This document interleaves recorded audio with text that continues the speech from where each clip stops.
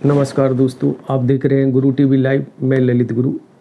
अभी सहारा इंडिया के भुगतान के संबंध में एक पीआईएल की चर्चा सोशल मीडिया पर बहुत चल रही है कि कोई कुशवाहा जी हैं विश्व भारती जनसेवा संस्थान के, उनके द्वारा एक सहारा इंडिया के जमाकर्ताओं के भुगतान हेतु एक पीआईएल है जो माननीय सर्वोच्च न्यायालय में लगाई गई है। और एक भाई साहब है यूट्यूब पर, उसका है जो गलत प्रचार प्रसार भी कर रहे हैं कि इन्होंने 34 लाख रुपए लिए पीआईएल लगाने में, और पीआईएल नहीं लगाई, रिट याचिका लगाई है। तो इसी संबंध में मैं कुछ आपको बताना चाहता हूँ। वर्तमान स्थिति में ये है कि चाहे पीआईएल हो चाहे रिट याचिका हो, मैं इसका प्रत्यक्ष उदाहरण आपको मैं स्वयं बताना चाहता हूं कि हम लोगों ने भी एक रिट याचिका लगाई थी। तो मैंने पथरिया जिला दमोह मध्य प्रदेश से 28,288/2021, उसके उपरांत यहाँ दमोह से भी एक रिट याचिका लगी थी, सागर से भी लगी थी, सिवनी से भी लगी थी और वंडा से भी लगी थी। ऐसी मेरी रिट याचिका के बाद मैंने जो सहारा इंडिया के विरुद्ध में लगाई थी भुगतान के संबंध में, तो मेरे बाद ऐसी लगभग 7 रिट याचिकाएं मध्य प्रदेश की हाई कोर्ट में लगी थी, जिनका फैसला आया। और फैसले के तहत सीआरसीएस सेंटर रजिस्ट्रार को आदेश दिया गया कि इनका याचिकाकर्ता हैं जो इनकी जो समस्या है उनका निराकरण 60 दिवस के अंदर करें। 60 दिन के बाद जब हम लोगों का भुगतान नहीं मिला, तब है जो हम लोगों ने उस पर है जो आरटीआई तमाम प्रकार की कार्रवाई भी की, लेकिन है जो वहाँ से फॉर्मेलिटी के लिए पत्र आए कि हमने अवगत करा दिया है सहारा समूह को, और भुगतान है जो सहारा इंडिया की जो कोऑपरेटिव सोसाइटी उनको देना है, चाहे क्यूसाप कमर्शियल जो भी उनके डिवीज़न थे सहारा इंडिया के, उनको अवगत करा दिया गया है। उनका ये जवाब था सेंटर रजिस्ट्रार महोदय का। हम लोगों ने और भी कार्रवाई की, तब यही सेंटर रजिस्ट्रार महोदय माननीय विवेक अग्रवाल जी इन्हीं सब रिट याचिकाओं को लेकर माननीय सर्वोच्च न्यायालय पहुंची थी। उसका नंबर मेरी डायरी में लिखा है, नंबर है शायद फरवरी 2023 की बात है जहाँ तक है। तो ये जो रिट याचिकाएँ थी ये स्वयं है जो सेंटर रजिस्ट्रार है जो सुप्रीम कोर्ट पहुँची थी। उसके बाद में सरकार ने भी देखा कि ये 6-7 रिट आई हैं। तो ये रिट पहले ग्रुप में थी, और जब ये ग्रुप है जो एक समूह में परिवर्तित हुआ, और समूह है जो एक क्षेत्र में परिवर्तित हुआ, और क्षेत्र है जो एक पूरे भारत देश की समस्या बना कि हाँ ये सहारा इंडिया की समस्या है, और सरकार ने इसको संज्ञान में लिया। और सरकार ने हालांकि इस पर है जो एक पीनांग पौनी मोहंती जी ने जो बाद में लगाई थी पीआईएल, उस पर है जो फैसला सुनाते हुए सहारा समूह की जो कोऑपरेटिव सोसाइटी है 2253 करोड़ रुपए उसमें सहारा इंडिया द्वारा गलत जमा किए गए थे सहारा सेवी खाते में, उसको ब्याज सहित जो 5000 करोड़ रुपए जो पोर्टल बना है सहारा रिफंड पोर्टल, वही वितरित करने हेतु वह बनाया गया। तो कहने का मतलब ये जो रिट याचिकाएँ लगाई गई, तो रिट याचिकाएँ जब लगती हैं तो जब इसकी संख्या अधिक हो जाती तो वह स्वयं न्यायाधीश महोदय को भी पता होता है, माननीय सर्वोच्च न्यायालय को भी पता होता है कि जब ये रिट याचिकाएँ एक से ज़्यादा लग रही, यानी कि यह जो समस्या है यह व्यक्ति या समूह की ना होकर बल्कि यह सार्वजनिक समस्या है, तो न्यायालय स्वतः ही संज्ञान में ले लेती है। पहली बात तो ये है। अब प्रश्न उठता है कि रिट याचिकाएँ क्या है। एजेंट बोलता है भाई हमको तो पता नहीं। वकील साहब ने कहा हम आपका है जो केस लगाएंगे, आपको इतना पैसा देना पड़ेगा। अब एजेंट तो परेशान है भाई, जिसने बोला कि भाई हम आपकी जवाबदेही ले रहे हैं, हम आपका पैसा दिलाएंगे, एजेंट तैयार हो जाता है और वह अपने के संगठन बनाता है, सबको रखता है, वो बताता है कि भाई ऐसा ऐसा करना है। अब वो तो वकील के भरोसे बैठा है ना, तो उसने जो भी बन सका प्रयास किया और वह है जो उन्होंने PIL के नाम पर है जो रिट याचिका लगा दी, जो जानकारी अभी सामने निकल के आई है। तो इसमें कोई बड़ी बात नहीं है। सहारा इंडिया से चाहे आप PIL लगाओ और चाहे रिट लगाओ, ये ज़रूर बात है कि रिट याचिका में जो रिट जिन्होंने लगाई है उन व्यक्तियों का हित देखा जाता है, समूह का हित देखा जाता है। और PIL वैसे ही नाम से है कि पब्लिक यानी आम जनता की समस्याओं को देखा जाता है। हम लोग 10वीं क्लास में पढ़ते थे और 10वीं क्लास में हम लोग पढ़ते थे कि भाई रिट याचिकाएं कितने प्रकार की होती हैं। आप लोग ध्यान कीजिए, जिन्होंने संविधान में 5 प्रकार की रिट याचिकाएं पढ़ते थे। वंदी प्रत्यक्षीकरण, परमादेश, प्रतिषेध, अधिकार परीक्षा, उत्प्रेषण, यही हम लोग हैं जो 5 प्रकार की रिट याचिकाएं संविधान में पढ़ते थे। और यही रिट याचिकाएं हैं जो हाई कोर्ट, सुप्रीम कोर्ट दोनों जगह है जो रिट याचिकाएं लगाई जा सकती हैं। भारतीय संविधान द्वारा नागरिकों के मौलिक अधिकारों जो दिए गए हैं उनकी सुरक्षा हेतु यह रिट याचिकाएं लगाई जाती हैं। अनुच्छेद 32 के तहत उच्चतम न्यायालय यानी सर्वोच्च न्यायालय में और अनुच्छेद 226 के तहत हाई कोर्ट यानी उच्च न्यायालय में यह रिट याचिकाएं लगा सकती है। ऐसा नहीं है कि PIL खाली सुप्रीम कोर्ट में ही लगे, हाई कोर्ट में भी लग सकती है, दोनों जगह लग सकती है। कहने का मतलब ये तो हो गई रिट याचिका की बात। अब प्रश्न उठता है कि भाई PIL क्या होता है। सभी के मन में प्रश्न है कि आखिर PIL क्या होता है। तो PIL की परिभाषा वैसे संवैधानिक शब्दावली में वैसे तो नहीं है, क्योंकि भारत में है जो पूर्व न्यायाधीश है जो माननीय PN भागवती को जनहित याचिका का जनक माना जाता है।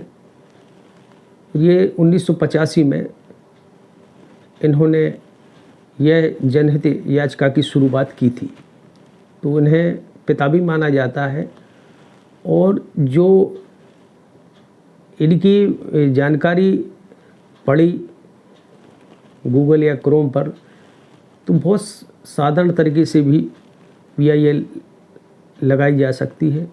इसमें ज़्यादा खर्च भी नहीं आता है, रिट से कम खर्च आता है, ये भी बात क्लियर है। अब ये होता है कि भाई PIL हम लोग है जो कहाँ लगाएं, तो ये तो सभी को पता है कि हाई कोर्ट और सुप्रीम कोर्ट दोनों जगह है जो हम PIL लगा सकती है। क्योंकि PIL सभी को पता है कि जनहित याचिका है, और जनहित याचिका है जो इसके नाम से ही स्पष्ट है कि जनहित याचिका है जो जनता से जुड़ी समस्याएं हैं, मौलिक अधिकारों का हनन है। तो इन सब विषय वस्तु में यह याचिका है जो हम लगा सकती है। और लेकिन उसमें से 40% ही जनहित याचिकाएँ हैं जो न्यायालय द्वारा स्वीकार की जाती हैं, बाकी खारिज कर दी जाती हैं। तो कहने का मतलब ये है कि अभी जो कुशवाहा जी ने PIL लगाई, एक्चुअली वो रिट याचिका है, और कुछ ना करने से कुछ करना अच्छा है, क्योंकि वर्तमान परिवेश में जो सहारा रियल एस्टेट और हाउसिंग इन्वेस्टमेंट, ये जो 2 कंपनियों का पैसा है, ये जो 25,000 करोड़ रुपए सहारा सेबी खाते में जमा है, अभी 5,000 करोड़ रुपए रिलीज हुआ है, 20,000 करोड़ रुपए अभी वहाँ जमा है। और सबको लग रहा है कि ऐसा ना हो कि हाउसिंग और रियल एस्टेट, सभी को पता है कि हाउसिंग और रियल एस्टेट को परिवर्तित क्यों साहब में किया गया, और ऐसा नहीं सरकार भी जानती है, क्योंकि 2-2 ढाई लाख की क्यों साहब की रसीदें रखे हैं, तो स्वाभाविक है कि कैश तो कंपनी ने नहीं लिया, कोई रूल्स ही नहीं था, तो ये पैसा कहाँ से आया। तो सरकार को पता है ये कि ये पैसा है जो रियल एस्टेट हाउसिंग का क्यों साहब में परिवर्तित हुआ, लेकिन 20,000 करोड़ रुपए कहीं सरकार ये ना कह दे कि ये रियल एस्टेट हाउसिंग की तो इन्वेस्टर है ही नहीं, तो ये पैसा सरकार के पास चला जाए।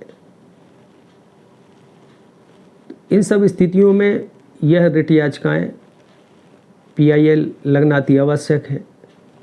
इससे यह होगा कि हमारी बात सर्वोच्च न्यायालय के संज्ञान में रहेगी। अब एक बिहार के जो बकवास भाई साहब हैं,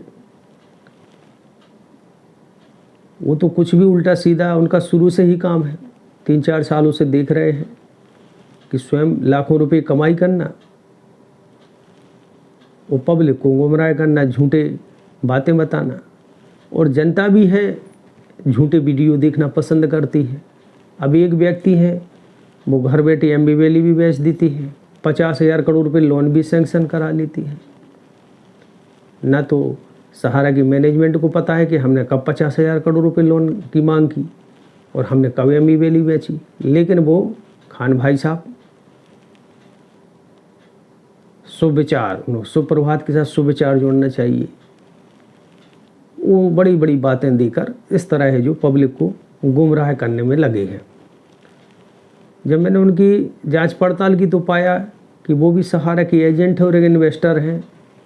अब उन्होंने सोचा भाई ऐसा है कि सहारा इंडिया से पैसा तो नहीं मिल रहा है, चलो इसी से जो कुछ जमा है मिल जाए। और सही आदमी, ये बात सही है कि ये 4-5 लोग हैं, शर्मा जी, शुक्ला जी, कुशवाहा जी, मिश्रा जी, ये लोग यूट्यूब से कमाई नहीं कर रहे हैं, वो कर भी रहे होंगे तो नाम मात्र की, क्योंकि जो मुझे जानकारी है इन लोगों को कॉपीराइट मिलती रहती है।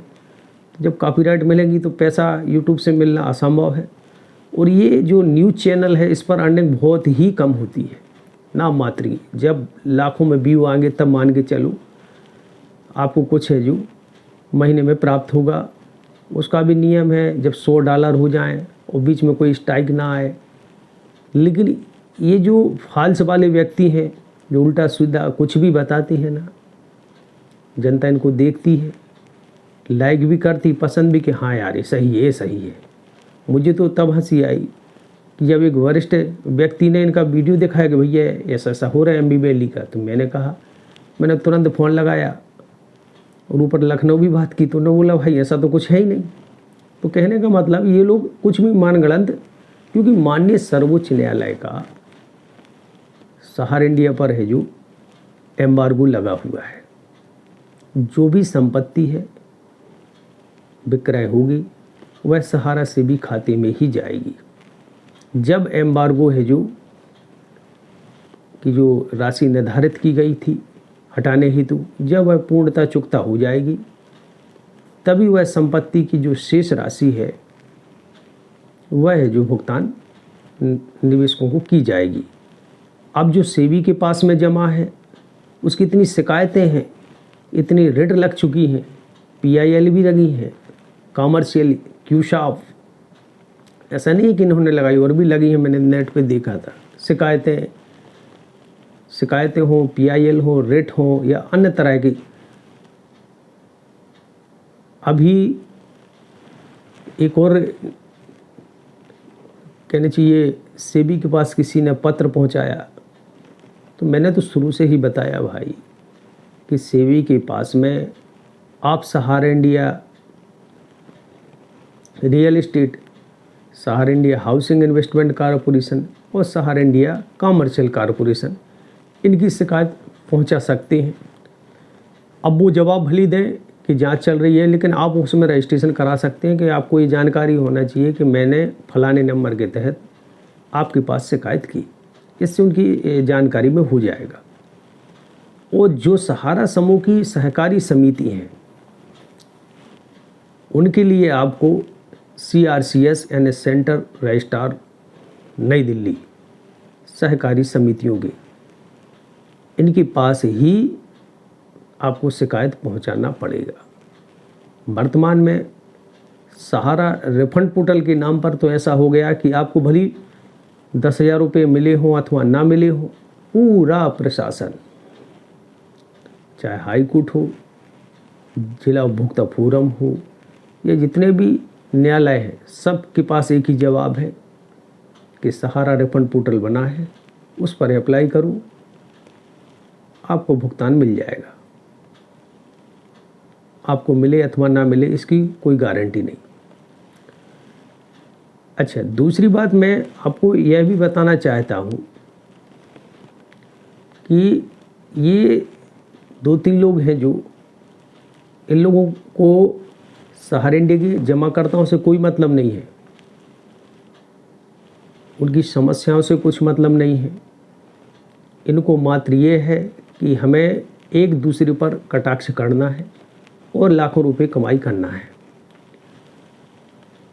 अभी बकवास भाई साहब कह रहे थे 34 लाख रुपए फंड ये कोई संगठन है, विश्व भारती जन सेवा संस्थान ने जमा किया। ये भी सहारा से जुड़े हैं। जो जानकारी मुझे प्राप्त हुई वो सहारा इंडिया के वरिष्ठ कार्यकर्ता हैं, अत्यधिक परेशान हैं। इन्होंने एक खाता बनाया है, तो उसके माध्यम से जिसकी जो स्वेच्छा हो उसमें ये पैसा इन्होंने लिया और इसके माध्यम से वो रिट दायर की। हालांकि 34 लाख रुपए मुझे तो नहीं लगता कि इनके पास आया होगा, लेकिन इनको कहाँ से जानकारी मिल गई बकवास भाई साहब के लिए कि इन्होंने सोशल मीडिया पर प्रचार प्रसार कर दिया, बता दिया कि उसमें डला है, नेट पर जानकारी भी किसकी बता दी। तो चाहे सुप्रीम कोर्ट हो, चाहे हाई कोर्ट हो, जब भी चाहे रिट हो, चाहे PIL हो, जब लगती हैं तो पहले उसका स्टेटस इसी प्रकार का है जो शो होता है, पर प्रोसेस होता है, और फिर उसका रजिस्ट्रेशन मतलब कहना चाहिए प्रक्रिया पूरी होती है और फिर नंबर जनरेट होता है। तो ये सब प्रक्रिया एक वैधानिक है। खैर उसमें वो तो न्यायालय की प्रक्रिया है। अब ये क्या इतना पैसा रिट या PIL में लगता है, वो क्या इतना पैसा आया है, तो ये वही पूछे कि जिन्होंने उनको चंदा दिया है। बकवास भाई साहब को पूछने का कोई अधिकार नहीं। यदि आपने दिया है तो आप पूछें, आप निवेशक हैं तो पूछें, एजेंट है तो पूछें। तो आपका तो दूर दूर से कोई वास्ता नहीं है ना, फिर ये क्यों फर्जी न्यूज़ है जो बताकर है जो निवेशकों को गुमराह करती है। भाई जिसने चंदा दिया है वो पूछे।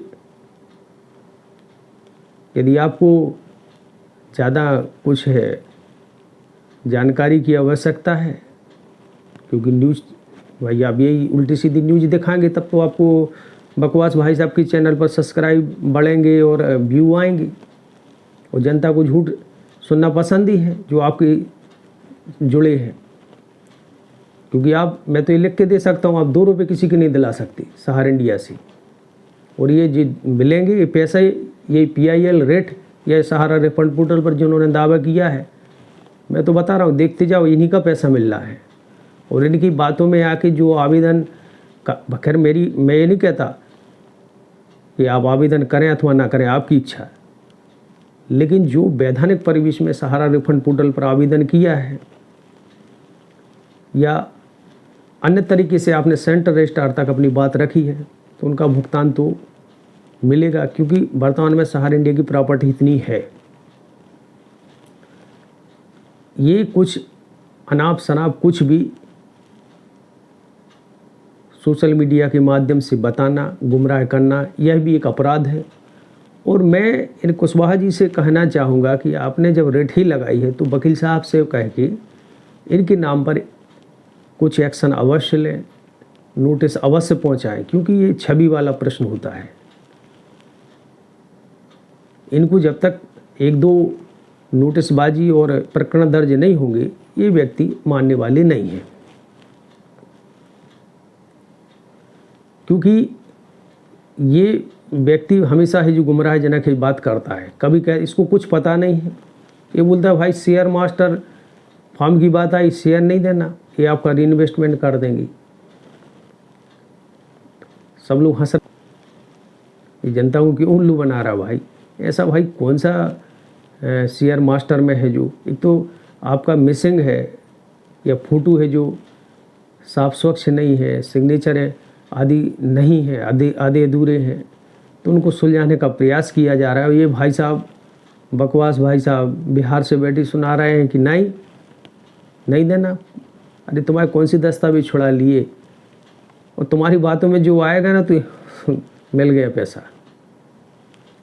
कोई भी हो, चाहे बैंकिंग परिवेश हो, यदि कोई दस्तावेज कम है, वह सामने वाला व्यक्ति मांग करेगा हम लोग KYC क्यों कराते हैं, और जब मांग करेगा तो स्वाभाविक है हमको देना पड़ेगा, नहीं देंगे तो आपका ही अहित होगा। और ये लोग चाहते हैं कि पैसा ना मिल के इनके खिंचे, ताकि इन लोगों को, ये 2-4 लोग कुछ है ऐसे अनाप शनाप, ये लोग इसी तरह के गुमराहजनक है जो कंटेंट बना के अपना व्यवसाय चला रहे हैं, और इन्होंने लाखों रुपए छाप लिया, क्योंकि ऐसे ही व्यक्ति कमाते हैं। हम लोग कमाई करने के उद्देश्य यूट्यूब पर नहीं जुड़े हैं। सहारा इंडिया का ये जो मैटर है, इसकी वास्तविकता जो हम लोगों को जानकारी प्राप्त होती है, वह आप तक पहुंचाने का प्रयास करती है। और मैंने अभी तक जो भी जानकारी दी वह गलत नहीं दी, सही ही दी है। अब वो अलग बात है, उसका धीरे धीरे पता चलता है। लेकिन ये लोग कुछ भी अनाप शनाप है जो भ्रमित जानकारियाँ देते हैं।